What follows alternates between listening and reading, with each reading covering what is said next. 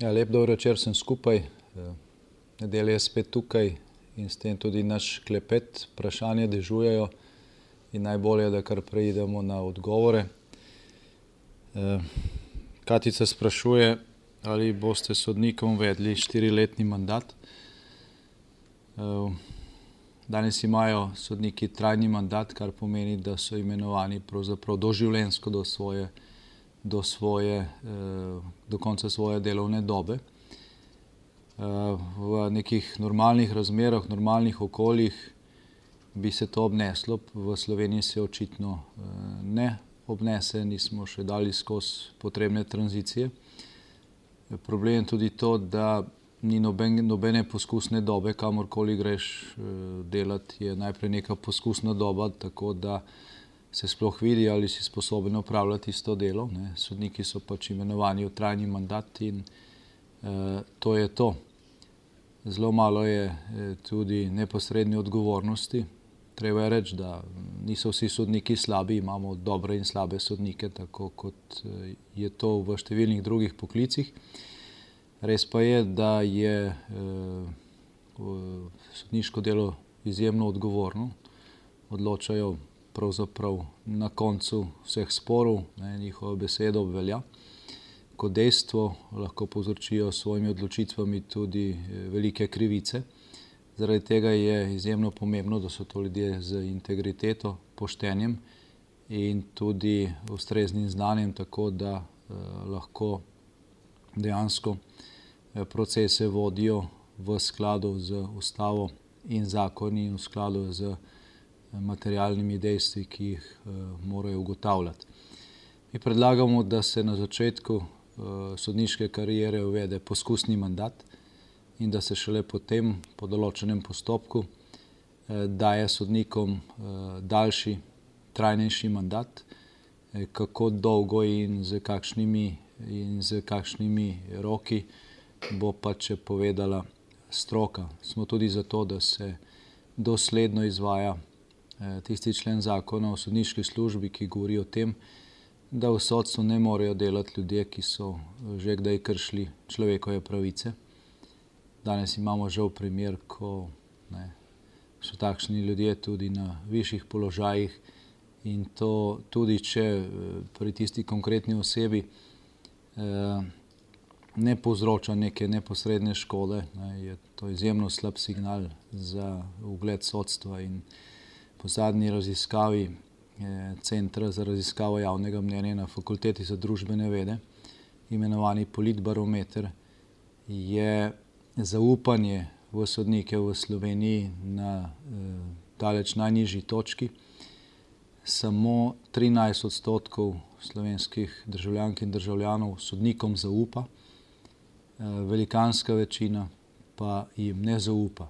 To je velik problem, kajti če imajo sodniki trajni mandat in tako nizko zaupanje, potem je to velik ne samo politični, ampak tudi materialni in moralni problem v družbi. Ne gre namreč za politiko ali pa stranke, ne gre za funkcionarje, ki se volijo vsakih nekaj let. Trenutno gre za ljudi, ki imajo trajni mandat in nad katerimi ni neke druge instance, razen eventualno Evropskega sodišča, kjer pa si seveda ne želimo, da bi primeri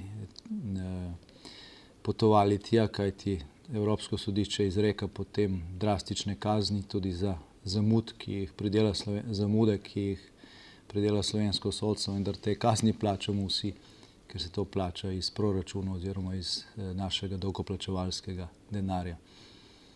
Mi nameravamo, in to je v našem programu 10+100, tudi bistveno skrajšati sodne postopke, jih pripeljati na neko evropsko primerljivo povprečje, tako da bodo zadeve končane v pol leta na prvi stopnji in potem v ostalega pol leta do tega enoletnega roka še do pravnomočnosti na ostalih stopnjah.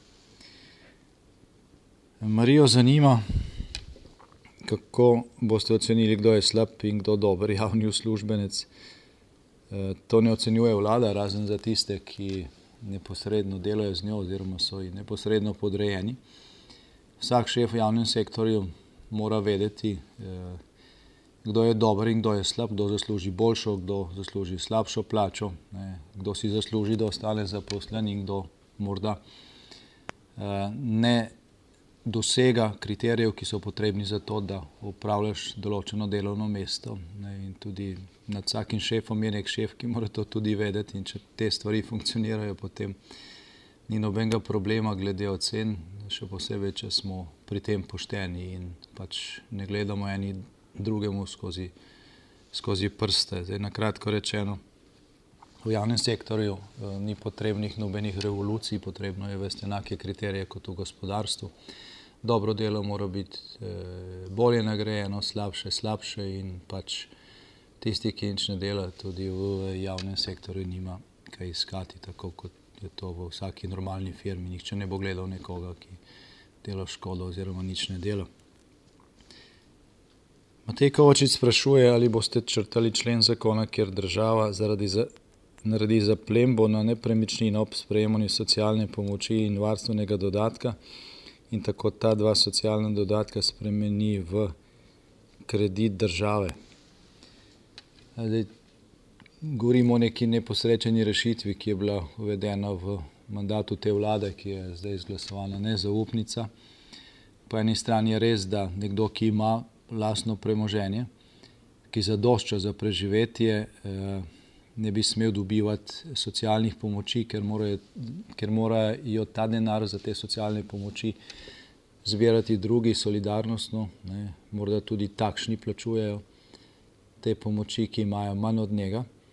Vendar je to možno narediti drugače kot na ta način, kot je zdaj uveljavljeno, da se potem zasega premoženje.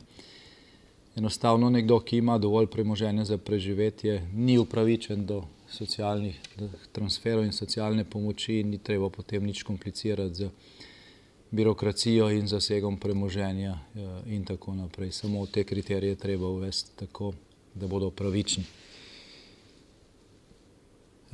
Franc Zagor sprašuje, zanima me, ali boste kaj ukrenili proti sodnemu medijskemu linču, ki se bo začel ta ponedeljek s sojenjem v zadevi Patria. No, to se ne bo začelo ta ponedeljek se samo nadaljuje. Začelo se je pred volitvami leta 2008 s tako imenovanim velikim pokom, ki je prišel iz Finske, kot so ga najavili sami novinarji, ki so bili z režiserjem tega velikega poka. Že takrat je razprava o tej aferi vzela Slovencem veliko dragocenega časa in tudi veliko premisleka, ki bi ga morali nameniti času, ki prihaja, gospodarski krizi, vsemu temu, s čemer smo se soočili v zadnjih 3 letih, ker smo bili oropani te produktivne razprave in ker so tisti, ki so zmagali na prejšnjih volitvah, na nek način zmagali tako, da so se prešvercali čez neko resno razpravo, ki bi morala biti, pa je ni bilo. Smo tudi plačali posledice oziroma jih še plačujemo in jih bodo plačevali tudi naši otroci in vnuki v prihodnje, ko bodo vračali te milijarde, za katere nas je zadolžila vlada gospoda Pahorja. Pa ne bi bilo treba, ali pa bi vsaj ta denar porabili tudi za to, da bi kaj posejali. Nič nismo posejali, zapravljeno je bilo vse to, šlo je na različne kanale. Nekaj za kupovanje socialnega miru, nekaj za drage najemnine svojim prijateljem ministrov ali pa ministric in poleg tega smo izgubili še 40-50 tisoč delovnih mest za slovenske državljane. Torej, jaz sem že takrat dejal, da bo zelo slabo, če bo katerakoli naslednja volilna kampanja ponovno obremenjena s takšno ali pa podobno tematiko, ker bomo lahko ponavljali isto napako. Naša politična konkurenca se očitno iz tistega ni nič naučila. Računa na to, da bodo ponovno račune plačali drugi, ne pa oni sami. Nobene potrebe ni, da se ta sodni proces, ki je politični, meša z volilno kampanjo. 3 leta so imeli časa, da zadeve po svoje, z svojimi roki spravijo do zaključka, vsaj na prvi stopnji. Nič od tega se ni zgodilo. Obravnava je bila razpisana šele potem, ko je bilo jasno, da obstaja velika verjetnost predčasnih volitev. Prej pa se je eno leto zavlačevalo, čeprav bi morali praviloma že avgusta leta 2010, se pravi pred skoraj letom in pol, hkrati z obtožnim predlogom poslati tudi vabilo na prvo obravnavo. Zdaj, kako preprečiti to manipulacijo? Enostavno tako, da temu ne nasedate. In mislim, da se mora vsak od nas vprašati, kako se lahko sploh nekdo brani, če ga obtožijo za to, da je sprejel ne neko podkupnino, ampak kot piše v obtožnem predlogu, obljubo nagrade na neugotovljenem mestu, neugotovljenega dne in na neugotovljen način. Prav vsakega v tej državi se lahko s temi vatli obtoži za nekaj takšnega, ne da bi se navedli kakršnikoli dokazi oziroma argumenti. Volitve 4. decembra pa bodo seveda pokazale, ali bomo ali bo šlo velik del Slovencev ponovno na led, tako kot leta 2008, s tem, da bo tokrat to verjetno bistveno dražje, kot pa je bilo pred 3 leti. Matej Grobin sprašuje, ali boste zmanjšali rok, katerem morajo podjetja plačati drugim podjetjem za opravljeno delo iz 90 dni na vsaj 30 ali manj. V našem programu je konkretna zaveza, da bodo morali vsi proračunski uporabniki, se pravi vsa podjetja, javni zavodi, vse tisto, kar se financira ali pa pretežno financira iz proračunskih sredstev, se pravi iz javnega denarja, storitve in naročila plačevati v 15-dnevnem plačilnem roku. Ne v 20 ali v 30 dneh, ampak v 15-dnevnem plačilnem roku, ker tukaj ni popolnoma nobenih razlogov za to, da so ti roki daljši. Kar se tiče pa poslovanja med podjetji v gospodarstvu, pa je to običajno stvar pogodbenega razmerja med dvema partnerjama. V to neposredno država ne more posegati, mora pa država zagotoviti, da se ti roki spoštujejo. Se pravi, da če nekdo ne plača, da ima pravno varstvo in da sodišča ne odločajo 4 leta o takšnem sporu, kot se dogaja danes v povprečju, ponekod pa tudi, včasih bo tudi bistveno dlje, ampak da se o tem odloči v realnem času, se pravi najkasneje v roku 1 leta. Robert sprašuje, oziroma pravi, da se dogaja, da izvrstni študentje z opravljenim magisterijem na Oxfordu in tako naprej v Sloveniji ne dobijo zaposlitve zaradi birokratskih težav. Kakšne ukrepe torej lahko pričakujemo na področju reformiranja visokega šolstva? Eden od ukrepov, ki ga je potrebno oziroma ga bomo izvedli, če bo to v naši moči, je zagotovo to, da se poenostavi način priznavanja diplom iz tujih izobraževalnih institucij, kjer ne obstaja nobenih dvomov v njihovo kvaliteto. In običajno imajo težave tisti, ki so doštudirali na uglednih univerzah v tujini, in to velikokrat zaradi tega, ker se nekateri krogi na slovenskih univerzah bojijo konkurence. To je žal, to je žalostno, ampak žal velikokrat resnično, in zaradi tega je tudi toliko birokratskih ovir. Slovenija mora povabiti tiste svoje državljanke in državljane, ki so zunaj uspeli, ali tiste, ki so pridobili veliko znanja zunaj, da pridejo domov, da to znanje uporabijo doma za skupno dobro. Samo tako bo naša konkurenčnost večja, gospodarska rast pozitivna in s tem tudi možnosti za večjo blaginjo oziroma večji standard realne. Rado Kvas sprašuje, zakaj nobena politična stranka ni v programu uvajanja odgovornosti za politične in gospodarske napake. Vabim vas, da preberete naš program 10+100, je objavljen na naši spletni strani. Videli boste, da to odgovornost uveljavljamo povsod tam, kjer jo je potrebno uveljavljati. In predlagamo tudi inštrumente, recimo pri skrajšanju rokov, pri načinu kadrovanja in tako naprej, s katerimi to ne ostane samo mrtva črka na papirju. Če hočete en konkreten primer, pri ukrepu, kjer predlagamo, da se sanira slovenski bančni sistem tako, da se bilance bank očisti slabih naložb, predlagamo, da se istočasno, ko se seveda določi, katere naložbe so slabe, začne ugotavljati tudi odgovornost tistih, ki so podpisali, da se takšne naložbe izvedejo oziroma da se takšni krediti ali pa slabo zavarovani krediti odobrijo. Za vsak večji kredit je kreditni odbor odločil, podpisi so imena, ni noben problem teh zadev ugotoviti. Se opravičujem, vendar pa se zaenkrat tega ne dela. Naš predlog je, da to izvedemo takoj, to je eden od ukrepov, ki je naštet med 10 za prvih 100 dni mandata.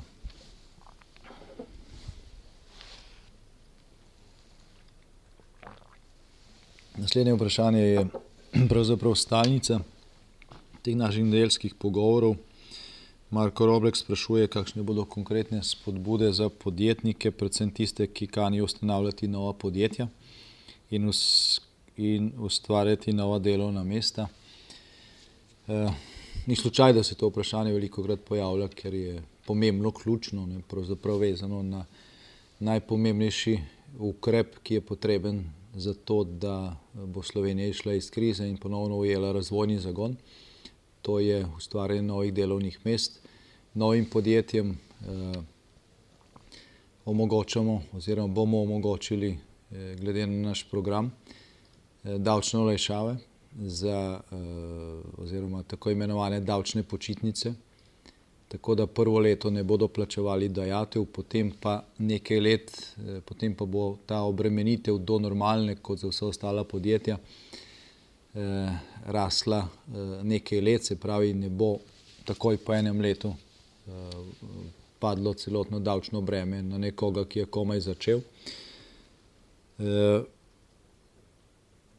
Predlagamo oziroma uvajamo davčne olajšave na vse investicije, se pravi, podjetnik, ki bo po enem letu že lahko nekaj investiral, zato da odpre novo delovno mesto, da razširi svoj program, bo lahko to dodatno vrednost, ki jo bo ustvaril na začetku, investiral brez tega, da na to plača davek. To bo sicer veljalo tudi za podjetnike, ki niso začetniki. In tako za nova podjetja kot za obstoječa podjetja bo pomembna razbremenitev, tako imenovana socialna kapica, s katero se bodo zmanjšali stroški dela, še posebej pri povprečnih plačah oziroma pri bolj strokovnem kadru, ki je s temi prispevki na delo danes bistveno preveč obremenjen in na tem področju, zato Slovenija ni konkurenčna. Več inženirjev imaš v nekem podjetju, bolj se ti poveča ta dajatev na delo oziroma na plačo. Anja sprašuje, kateri infrastrukturni projekti so za vas primarni. Dva sta takšna, en projekt je modernizacija slovenskih železnic, še posebej 5. in 10. koridor, kar je tudi evropska prioriteta, zato je na voljo nekaj evropskih sredstev. In na isti ravni je tudi 3. razvojna os, ki bo povezala velik del Slovenije, ki je danes infrastrukturno oziroma prometno, ne bom rekel odrezan, ampak slabo povezan z osrednjo Slovenijo. Gre za Koroško, gre za Savinjsko-Šaleško regijo, gre za Zasavje, deloma Posavje, Dolenjsko in Belo krajino, se pravi od avstrijske do hrvaške meje. Ta 3. razvojna os je poleg tega, da gre za infrastrukturni projekt, je tudi razvojni gospodarski projekt, saj bo veliko ljudi lažje dobilo delo, ker bodo delovna mesta, ki so bolj v osrednji Sloveniji pa v regionalnih centrih bistveno lažje oziroma prej dostopna, nenazadnje pa bomo na ta način prihranili tudi veliko človeških življenj, ki jih danes izgubljamo na slabih cestah. Kristjan Gregorič sprašuje, kako boste obravnavali vrhunske športnike, ki se vračajo z odličji iz velikih tekmovanj.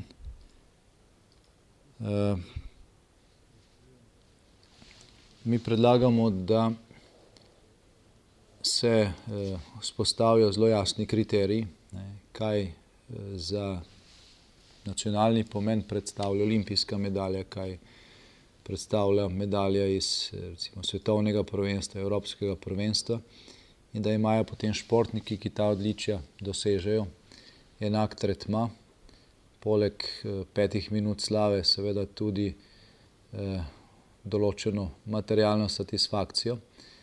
Je pa potrebno vedeti, da je ta lahko takšna, kot jo zmoremo, se pravi v skladu z našimi materialnimi možnostmi, in da je deloma za nekatere vrhunske športnike poskrbljeno na ta način, da so že danes zaposleni v policiji oziroma v Slovenski vojski, mislim, da nekateri tudi v carini, in da imajo vsaj za aktivno delovno dobo zagotovljen nek socialni status, imajo pa kljub temu pravzaprav na skupne stroške možnost treninga, udeležbe na tekmovanjih in tako naprej. Nekaj še manjka in tisto bomo dodali. Simona, kako si predstavljate slovensko energetsko varnost čez 10 let? Čez 10 let bo Slovenija morala tudi zaradi okoljskih in ostalih zahtev po eni strani imeti že bistveno več obnovljivih virov energije v energetski bilanci. Po drugi strani bodo morali biti objekti, ki danes še vedno vsaj deloma onesnažujejo okolje, se pravi, predvsem gre za termoelektrarno oziroma obstoječe bloke v termoelektrarni Šoštanj, nove kapacitete, takrat bo moral delovati blok 6, za katerega verjamem, da se ga da zgraditi ceneje kot za 1,3 milijarde in bo tukaj potrebna revizija. Tukaj ne gre samo za to, da dobimo nov energetski objekt, ki bo dajal cenejšo energijo, gre tudi za to, da bomo dobili objekt, ki bo dajal ekološko bolj čisto energijo, ker kotli, ki jih kurimo sedaj, okolje onesnažujejo bolj, kot pa je to potrebno glede na razvoj sodobnih čistilnih tehnologij. Čez 10 let bomo morali imeti sprejete odločitve, deloma tudi projekte v izvajanju glede podaljšanja življenjske dobe obstoječega bloka nuklearne elektrarne v Krškem in seveda sprejeta bo morala biti tudi odločitev glede gradnje drugega bloka, ki glede na to, da je prostor rezerviran in da je ključno vprašanje, ki je običajno največja dilema pri takšni odločitvi, se pravi vprašanje lokacije, rešeno. Mislim, da to ne bi smel biti takšen problem in da tudi takšen objekt ob seveda spoštovanju vseh varnostnih kriterijev ni problem za večinsko javno mnenje v Sloveniji. No, jasno je, da je treba dokončati tudi izgradnjo hidroelektrarn na Savi. Tudi pri tem projektu seveda ne gre samo za izključno gospodarski poseg, gre za več, gre tudi za urejanje tega okolja na obrežju, infrastrukture in tako dalje. Ta regija si to zasluži. Naslednje vprašanje je, ali boste okrepili nadzor nad izkoriščenjem socialnih transferjev strani tistih, ki jih dejansko ne potrebujejo? Ja, pomembno in pravo vprašanje. Tudi veliko ljudi čuti ta problem, pozna primere, ko nekdo izkorišča socialne pomoči, pa tega pravzaprav ne potrebuje in na ta način revni plačujejo socialno pomoč bogatejšim. Vlada je v tem mandatu, in to ištejemo v plus, nadaljevala delo od prej, sprejela zakon o evidenci vseh socialnih transferjev, tako da pravna podlaga danes obstaja, potrebno je samo še dokončati povezavo informacijskih sistemov, tako da se bo natančno vedelo, koliko socialnih pomoči kdo prejema. V 21. stoletju to tehnično seveda ni noben problem, vendar do te povezave zaradi različnih razlogov doslej še ni prišlo. In od tistega trenutka, ko bodo vsi transferji na osebo ali pa na družino dostopni takoj, ne bo možno več tega izkoriščati. In mislim, da je ta projekt treba dokončati v najkrajšem možnem času. Na ta način se mi zdi, ne bomo samo prihranili nekaj sredstev, ampak bomo tudi zagotovili socialno pravičnost na tem področju, kar je prav tako pomembno. Gledalec iz Makedonije sprašuje, kaj boste naredili za Slovence v Makedoniji. Slovenci, ki živijo v Makedoniji, so makedonski državljani, imajo po slovenski zakonodaji nekatere posebne pravice, ki jih daje zakon o Slovencih po svetu brez slovenskega državljanstva. Tem zakonu je predvideno, da matica, se pravi matična država, skrbi za kulturni razvoj, za ohranjanje nacionalne identitete slovenskih manjšin ali pa skupin kjerkoli po svetu. V ta namen je ustanovljen tudi posebni svet oziroma v bistvu dva sveta, dva organa, eden za zamejstvo, eden za Slovence po svetu, kjer so predstavniki teh društev. Predsednik vlade vodi ta dva organa in tam se usklajujejo konkretne oblike sodelovanja. In zdaj, vprašanj še veliko, ampak časa je še za eno. Matic sprašuje, kakšno vlogo dajete mladim znanstvenikom, kako boste preprečili, da bom svoje znanje naučil v tujini in ne Sloveniji.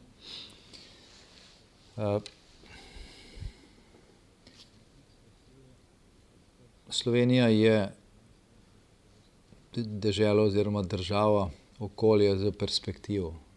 Slovenci smo se zelo dobro razvijali od osamosvojitve naprej, pa vse tja nekje do konca leta 2008. Potem je prišel ta padec zadnjih 3 let in zaradi tega se marsikdo sprašuje, ali tukaj sploh je neka prihodnost zame, ali ne bom za svoje znanje pa za svoj trud nekje drugje bistveno več dobil, ali se mi ne splača izseliti.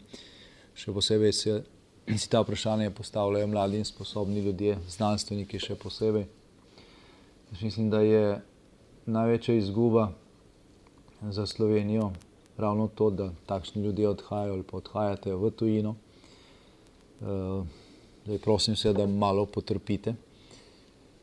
Stvari se bodo obrnile na bolje, ne čez noč, vendar pa po kakšnem letu, ki ga potrebujemo za sanacijo razmer, računamo, da bomo Slovenijo spet postavili na noge, odpirale se bodo možnosti za delo na različnih področjih.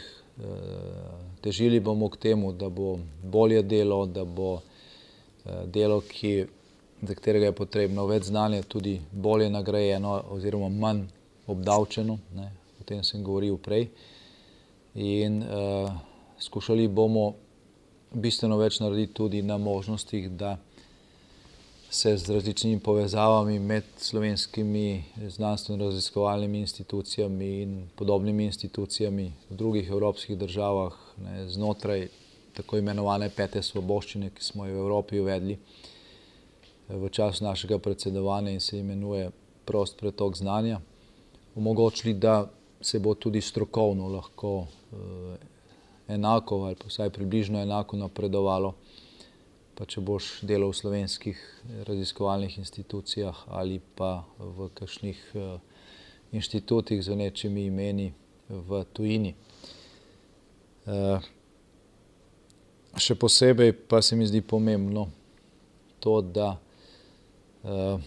se na nek način tudi preko družbene promocije afirmira znanstvenike, še posebej mlade znanstvenike, ki so na začetku kariere, pa že imajo neke uspehe, zato da se ustvari tudi neka družbena klima, da bodo takšni primeri, da bodo ali pa da boste znanstveniki pač deležni posnemanja, da si bodo mladi želeli stopiti na isto pot, ne, ponavljati vaše odločitve, kar se tiče študija in vlaganja v znanje in tako naprej, ne, da bo to postala večja vrednota, da ne bo frajer samo tisti, ki že takoj z nekimi transakcijami, ne, čim več zasluži, ampak nekdo, ki vlaga vase, ki trdo dela, ki povečuje svoje znanje, ki zna to znanje tudi uporabiti in ga je pripravljen seveda tudi oplemenititi doma in širše.